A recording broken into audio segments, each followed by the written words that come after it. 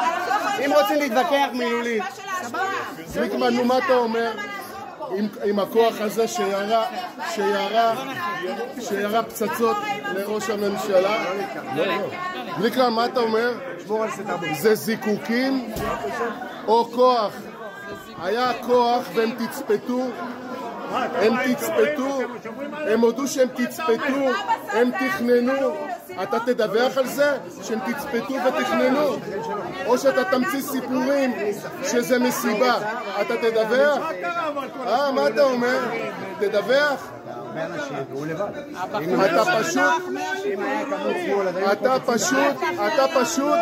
אתה פשוט לא עיתונאי. אתה לא עיתונאי, אתה מספר מה שנוח לך.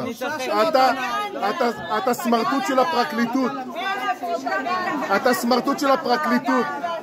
זה מה שאתה. תתבייש. אם היית עיתונאי הוגן, היית צריך היום להגיד ולצאת בשידור להגיד שהם תכננו, והתת-אלוף הזה הוא תכנן ותצפת וגנב נורים. הוא גנב נורים. אבל אתה לא תגיד את זה. אתה לא תגיד את זה, כי אתה סמרטוט של הפרקליטות. אתה צריך להגיד שהם גנבו. תת-אלוף בצה"ל. תת-אלוף בצה"ל. אתה בכלל לא צריך להיות פה. אין לך מה לעשות פה. תתבייש. תתבייש, אנחנו באים להגן על קצינים פה. עם ישראל בא מחיפה, משתולה, מהצפון ומהדרום. כולם באו להגן על קצינים שבסך הכל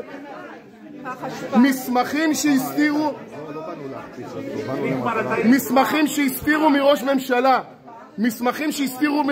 זה הפרשה. אתה מעצים אותו, עוד מעט תיתנו